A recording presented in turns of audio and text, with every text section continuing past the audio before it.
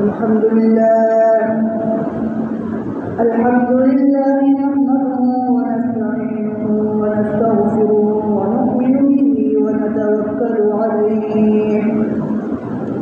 ونعوذ بالله من شرور أنفسنا ومن سيئات أعمالنا من يهده الله فلا مضل له ومن يضلله فلا هادي له ونشهد أن لا إله إلا الله ونشهد أن سيدنا ومولانا محمدا عبده ورسوله أما بعد فأعوذ بالله من الشيطان الرجيم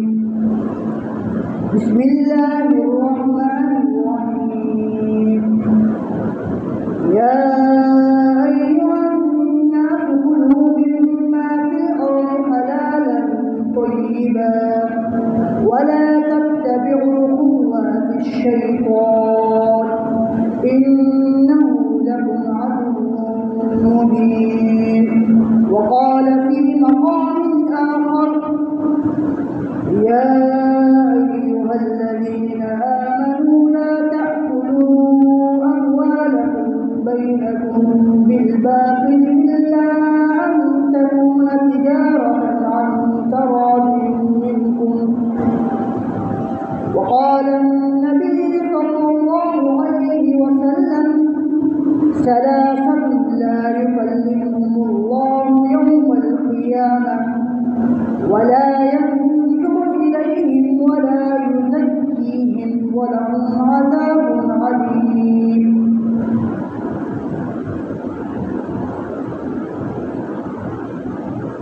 سامعین مکرم، حاضرین مجلس، میں نے آپ کے سامنے جو آیات مبارکہ اور احادیث تلاوت کی، اس میں اللہ تبارک و تعالی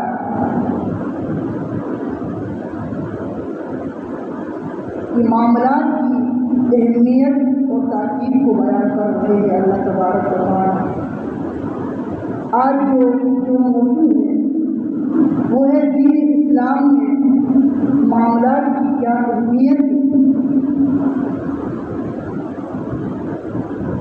ہمارا دین اسلام جو ہے یہ 5 چیزوں سے مرکب ہے، یہ 5 چیزوں سے مل کر دین اسلام بنتا ہے، اور ان میں سے سب سے جو چیز ہے وہ عقائد ہے، اور دوسری چیز ہے عبادات، اور تیسری چیز ہے معاملات، اور چوتھی چیز ہے معاشرت، اور ان میں سے ایک چیز آتی ہے 5ویں چیز وہ ہے اخلاقیات۔ یہ 5 چیزوں سے اسلام بنتا ہے، یہ اسلام کا خلاصہ ہے، جو لب لباب ہے وہ یہی 5 چیزیں ہیں، اسی سے ہمارے دینی اسلام بنتا ہے۔ اور جو سب سے پہلی چیز ہے وہ عقائد ہے۔ یہ عقیدے کا تعلق انسان کے دل کے ساتھ ہوتا ہے، اس کے اعضاء کے ساتھ نہیں ہوتا ہے۔ مثلا ہم اللہ پر ایمان لاتے ہیں، اللہ تعالیٰ کی ذات پر، اللہ تعالیٰ کی صفات پر، رسولوں پر، انبیاء پر، ملائکہ پر، اور جنت اور جہنم پر، ان سب کا تعلق جو ہوتا ہے یہ عمل سے ہوتا ہے، اس کا تعلق انسانی بدن کے اعضاء کے ساتھ نہیں ہوتا ہے۔ اور دوسری چیز آتی ہے عبادات۔ عبادات میں سے 4 بڑی عبادتیں ہیں جسے ارکان اسلام کہا جاتا ہے۔ نماز ہے، روزہ، زکوٰۃ اور حج، یہ 4 بڑی عبادتیں ہیں، اور ان میں سے جو نماز ہے وہ انسان پر یومیہ دن کے وقت 5 مرتبہ اس عبادت کو ادا کی جاتی ہے، اور باقی روزہ اور زکوٰۃ یہ سال میں 1 ہی مرتبہ ادا کی جاتی ہے۔ نیز یہ روزہ اور نماز جو ہے یہ مالدار اور غریبوں سب پر فرض ہے، اور زکوٰۃ اور حج یہ صرف صاحب استطاعت جو صاحب نصاب ہے اس پر فرض ہے۔ اور عبادات کے بعد تیسری چیز آتی ہے معاملات۔ یہ معاملات یہ انسان کا ہر ایک لمحہ بلمحہ پیش آتی رہتی ہے، اور جب انسان صبح آنکھ کھولتا ہے اس وقت سے لے کر بستر تک سوتا نہیں، اس وقت تک وہ کسی نہ کسی کے ساتھ معاملہ کر رہا ہوتا ہے۔ معاملات اور حقوق العباد یہ ایک ایسی چیز ہے جو ہر وقت انسان کے لمحہ بلمحہ پیش آتے رہتے ہیں۔ مثلا اگر کوئی شخص بازار کی چیز خریدنے جاتا ہے گویا کہ یہ معاملہ کر رہا ہے، اگر کوئی چیز بیچتا ہے کسی کو تو یہ بھی معاملہ کر رہا ہوتا ہے۔ یہ زندگی کے دن کے ہر ایک لمحہ بلمحہ یہ معاملات انسان کے ساتھ پیش آتے رہتے ہیں، لیکن اسی معاملات میں اکثر غفلت اور کوتاہی برتتے ہیں لوگ۔ آج ہر کوئی صوم و صلاۃ کے پابند تو مل جاتے ہیں، لیکن اسی معاملات میں پابندی کے والے شاید 100 میں سے 10% بھی نہ مل جائے۔ آج کل یہ صوم و صلاۃ کے پابند بھی اتنے نہیں ملتے ہیں، لیکن اس سے آگے جو معاملات والے ہیں وہ بھی شاید 100 میں سے 10% بھی نہ مل جائے۔ حالانکہ ہمارے معاملات یہ دین کا ایک جز ہے، اور اس کی اہمیت اور تاکید قرآن کریم میں اور احادیث میں متعدد مقامات پر اللہ تبارک و تعالیٰ نے اس کی تاکید کا حکم دیا گیا۔ قرآن کریم میں اللہ تبارک و تعالیٰ کا ارشاد ہے کہ مسلمانوں کو یہ حکم دیا گیا وہ حلال رزق کھائے، یا ایھا الناس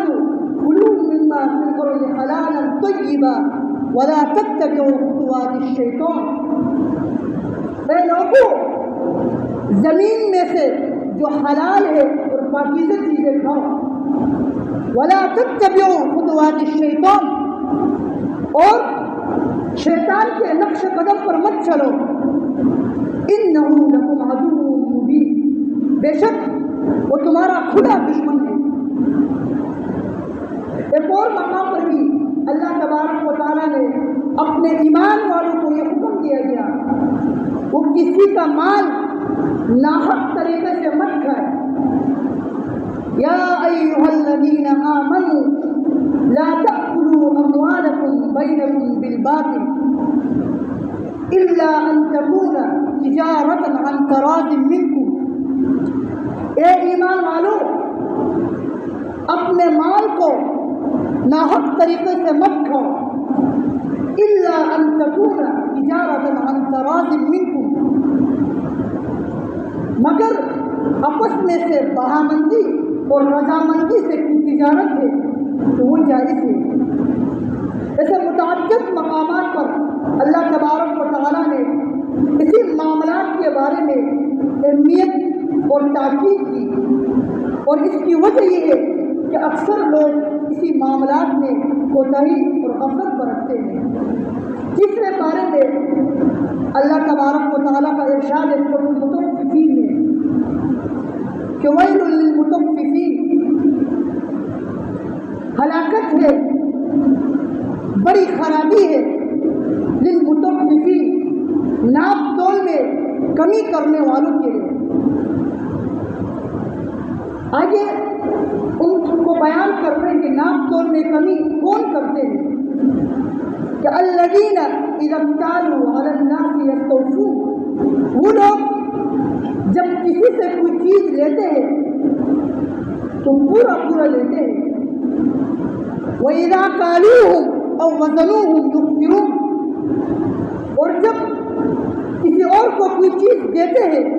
وزن کر کے یا تول کر کے، یخسرون تو گھٹا کر اور کم کر کے دیتے ہیں۔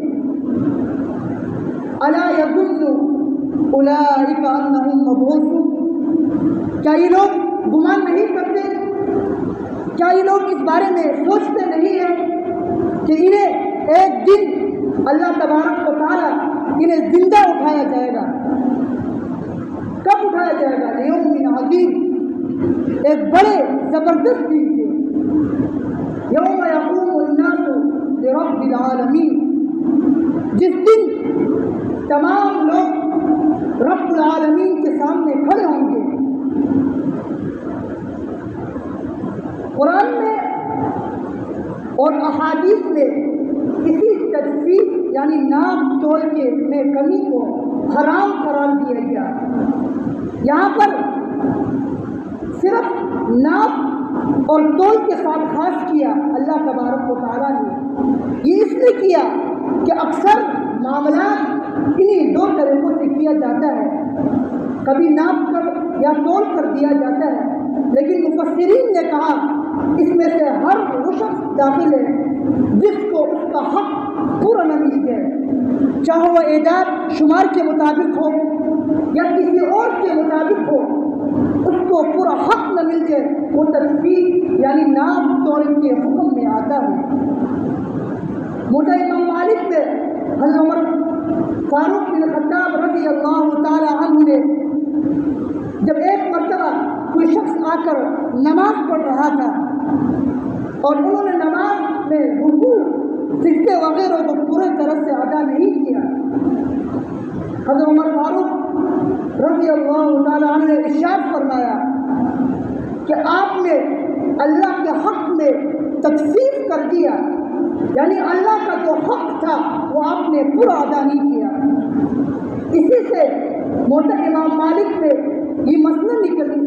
اخذ کیا، لِكُلِّ شَيْءٍ وَفَاءٌ تَجْزِيهُ، ہر وہ شے جس کو اس کا حق نہ دیا جائے،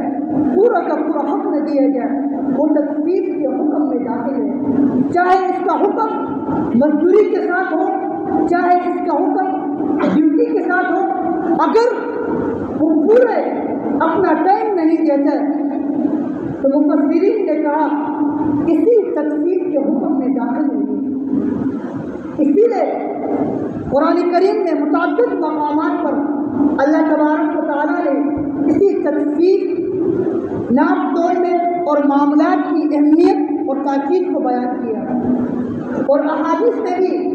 اس کی اہمیت اور تاکید آئی ہے۔ حضرت ابو ذر رضی اللہ تعالیٰ عنہ سے روایت ہے، وہ ارشاد فرماتے ہیں کہ آپ صلی اللہ علیہ وسلم نے ارشاد فرمایا کہ ثلاثۃ لا يكلمهم الله يوم القيامة ولا ينظر إليهم ولا يزكيهم ولهم عذاب أليم، قیامت کے دن اللہ تبارک و تعالیٰ تین آدمیوں سے بات نہیں کریں گے، اور ولا ينظر إليهم، اور نہ ان کی طرف سے نظر رحمت کریں گے، ولا يزكيهم، اور نہ ان کے گناہوں کو مٹا دیں گے، وَلَهُمْ عَذَابٌ أَلِيمٌ، اور ان کے لیے دردناک عذاب ہوگا۔ راوی بیان کرتے ہیں کہ یہ جملہ آپ صلی اللہ علیہ وسلم نے 3 مرتبہ ارشاد فرمایا۔ جب راوی نے ان سے سوال کیا، خابوا وخسروا من هم یا رسول اللہ، اللہ، کہ یہ لوگ گھاٹے میں پڑ گئے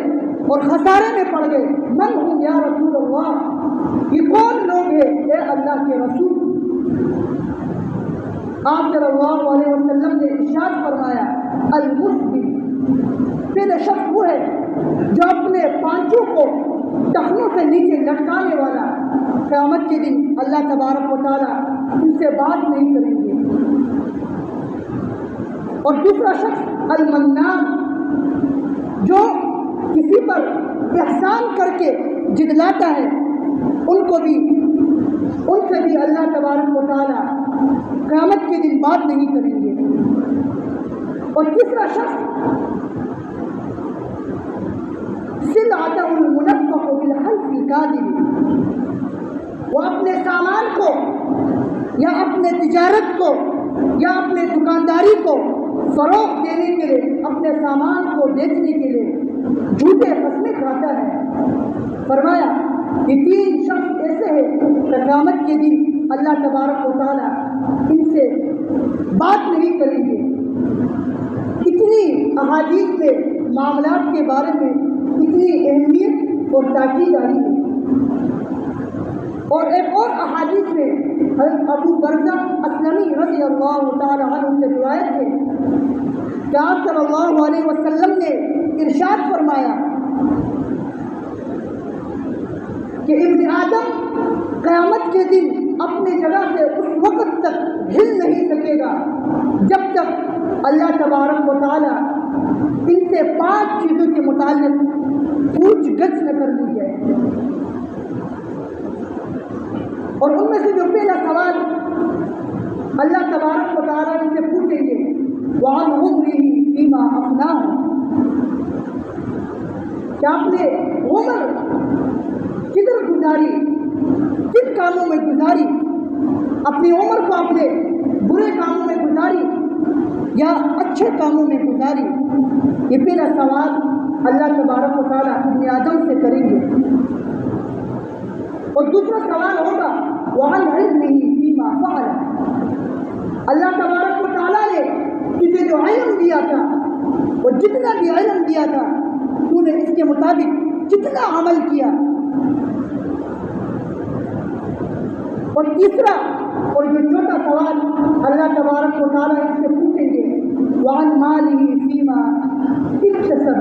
وَفِيمَا أَنْفَقَهُ، جو مال اللہ تبارک و تعالیٰ نے تمہیں دیا تھا یہ کس طرح کمایا آپ نے، یہ جائز طریقے سے کمایا یا ناجائز طریقے سے کمایا. وَفِيمَا أَنْفَقَهُ، وہ مال جو اللہ تبارک و تعالیٰ نے آپ کو دیا تھا وہ کن جگہوں میں خرچ کیا آپ نے، جائز جگہوں میں خرچ کیا یا ناجائز جگہوں میں خرچ کیا. اور جو آخری سوال اللہ تبارک و تعالیٰ ان سے پوچھیں گے وَعَنْ جِسْمِهِ فِيمَا أَبْلَاهُ، آپ کو جو جسم دیا تھا اللہ تبارک و تعالیٰ نے، اس کو آپ نے کن کاموں میں گزارا، اچھے کاموں میں اس جسم کو استعمال کیا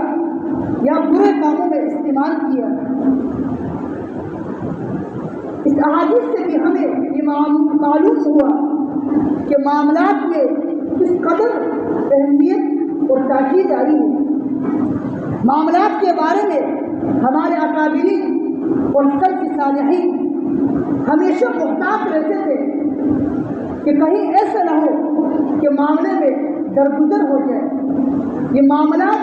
اور حقوق العباد یہ ایسی چیز ہے کہ جب تک بندہ اس کو معاف نہ کرے یہ معاف نہیں ہو جاتی ہے. ہمارے سلف صالحین کے بارے میں آتا ہے حضرت امام صحابی فرماتے ہیں رحمۃ اللہ علیہ کہ انہوں نے ایک واقعہ لکھا کہ ایک شخص کو قبر میں عذاب ہو رہا ہے اور ان سے کسی نے دریافت کیا ان کے بارے میں کہ ان کو سزا کس وجہ سے مل رہی ہے. انہوں نے ارشاد فرمایا کہ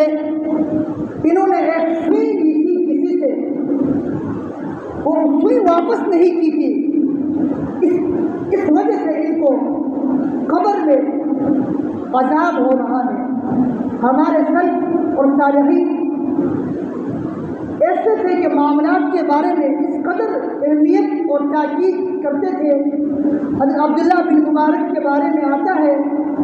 کہ وہ ایک مرتبہ جب وہ حدیث لکھ رہے تھے کہ ان کے پاس ایک قلم آ گیا، اور وہ قلم سے جب کسی سے انہوں نے لیا، وہ قلم سے جب حدیث لکھ رہے تھے اور بھول کر ان کے پاس وہ قلم ان کے جیب میں رہ گیا۔ جب وہ مروہ سے سفر کر کے ایک اور علاقے پر آئے تو جب جیب میں تلاشی لی تو ان کے پاس ایک لکڑی کا قلم نکل آیا، اور اسی قلم کو واپس کرنے کے لیے مروہ سے اس شہر کی طرف گئے اور ڈھونڈتے ڈھونڈتے اس کو قلم واپس کر لیا۔ یہ تھے ہمارے سلف اور صالحین جنہوں نے معاملات میں اس قدر اہمیت اور محتاط ہو کر زندگی گزاری، اور اس قدر اہمیت اور تاکید سے زندگی گزاری۔ حضرت امام بخاری کے بارے میں آتا ہے، جو امیر المؤمنین فی الحدیث کہلاتے ہیں، ان کے والد جن کا نام اسماعیل تھا، ان کے بارے میں آتا ہے کہ ان کو جب مال ملا، حضرت امام بخاری رحمۃ اللہ علیہ کو جب مال ملا، اپنے والد کا میراث کا مال ملا تھا، اور ان کے والد نے کہا کہ میرے مال میں ایک شبے کا بھی اس میں بھی حرام نہیں ہے، شبہ